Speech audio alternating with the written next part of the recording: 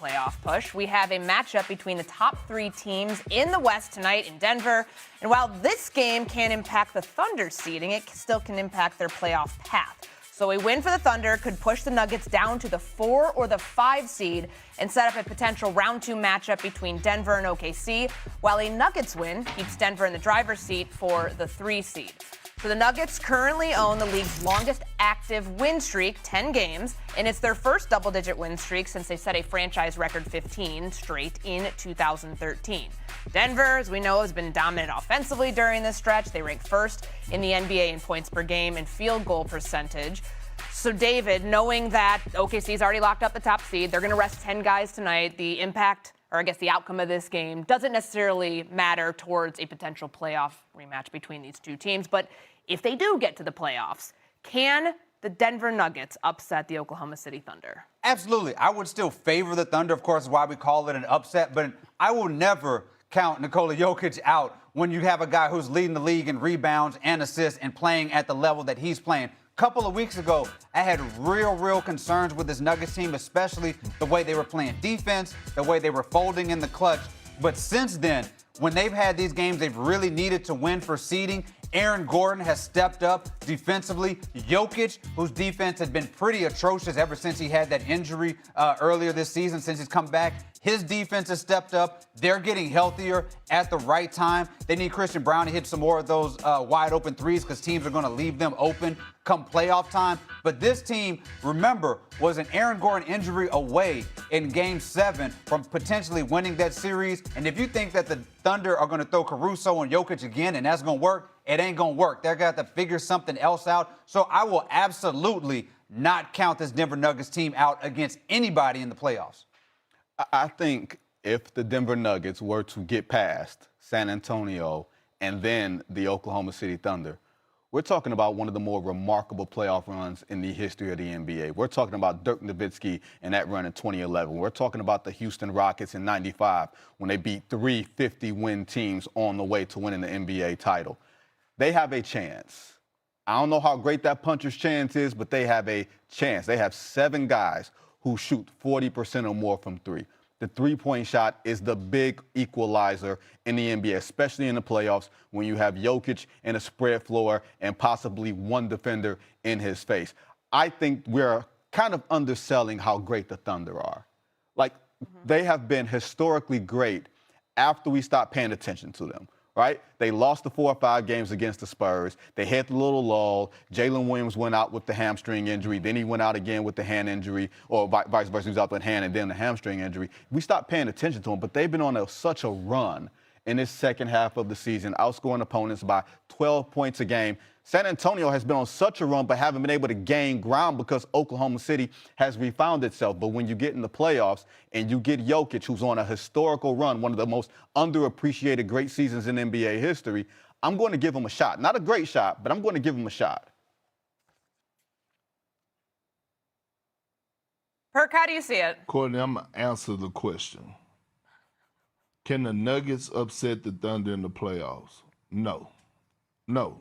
Simple. They can and maybe, and it's a strong possibility. No, the answer is no. You know why? Number one, the Thunder have the best player in the world, and his name is SGA, right? Joining the company again of Michael Jeffrey Jordan. 4 consecutive seasons, averaging 30, shooting over 50% from the field. Okay, so let's say this. Let's take the Thunder big 3 and Denver's big 3. Aaron Gordon, Murray, Jokic, Chet, J-Dub, SGA, and say those guys cancel each other out. Let's look at the rest of that roster.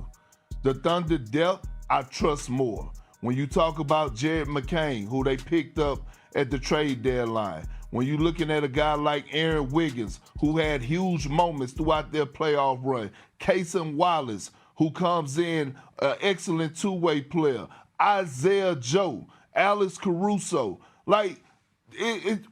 Mitchell is a starting guard on any other team in the NBA. And so when you're looking at the depth, I trust OKC depth more than I trust the Denver Nuggets depth outside of the big 3.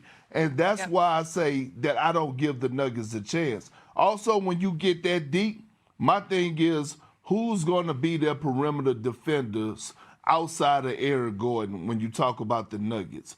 Peyton Watson, is he going to be 100% healthy coming off a hamstring injury that deep in the postseason? Is he going to be able to keep up? That's if Denver get past the San Antonio Spurs. But when it comes to OKC and Denver in that matchup, I understand we could revisit last year, and if was a fifth, we'll all be drunk if Eric Gordon didn't injure his hamstring, and maybe they would have took it, but they didn't. And now this team has grown. In Oklahoma City Thunder, they're wiser, and they know how to win, and they have home court advantage throughout the playoffs. So your eyes got real wide earlier when Perk said that SGA is the best player in the world right now.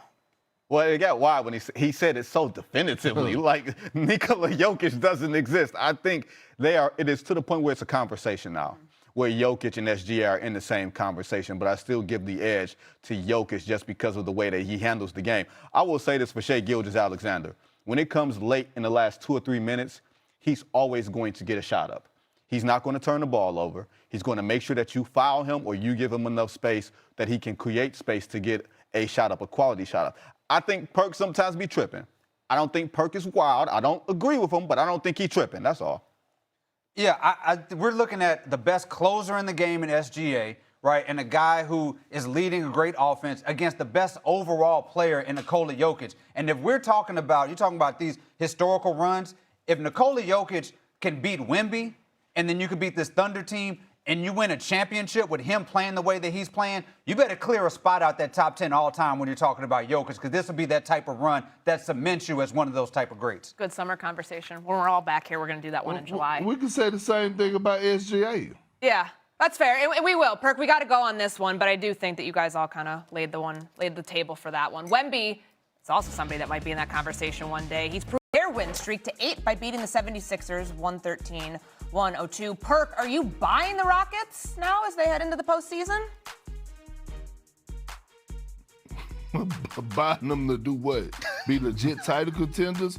Hell no. Look, and I said this, listen, Donovan Mitchell, in my opinion, is the player that's under the most pressure in this postseason. Second on that list is Kevin Durant. This Rockets team was second in the Western Conference last year.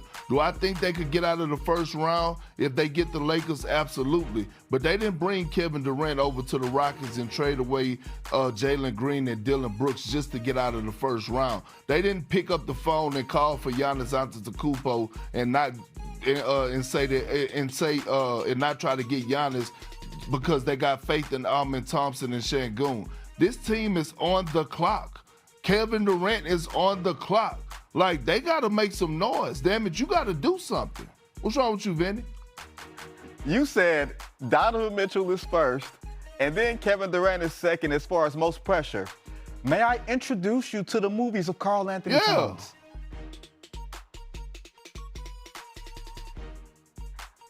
I can't. Y'all just gonna stare at each other. I think in terms of person, I think has the most pressure. I do think it is a nit. Whether it's Karl Anthony Towns or Jalen Brunson. Well, it's gonna be a good place. Kevin Durant got rings. Wow. What pressure? He got rings. And the Rockets don't have a point guard. What is he supposed to do? Oh, okay. I don't get that one. I don't get that one. Come on, Perk. What you mean you don't get it? What you mean you don't get it? They traded away a guy that they drafted in the lottery with the number 2 pick in Jalen Green. This team was number 2 in the Western Conference. They didn't go get Kevin Durant just to come over here and be mediocre. What are we talking about? We're talking about Kevin Durant, a top 15 greatest player of all time, one of the greatest scorers of all time. They went and got Kevin Durant to be a legit title contender. Are the Rockets a legit title contender? Yes or no? No, but you act like Kevin Durant don't got rings and bona fides already. We got plenty of people who ain't never played in June. But all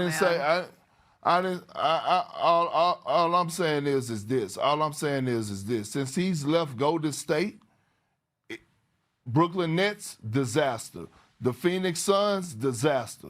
You're on the clock, KD. What are you talking about? Yep. Well, you mentioned Karl Anthony Towns. It's a good place to go because coming up next, we talk about Cat posting a double-double in the Knicks win over the Celtics. Is he the most important player for New York's title run? Someone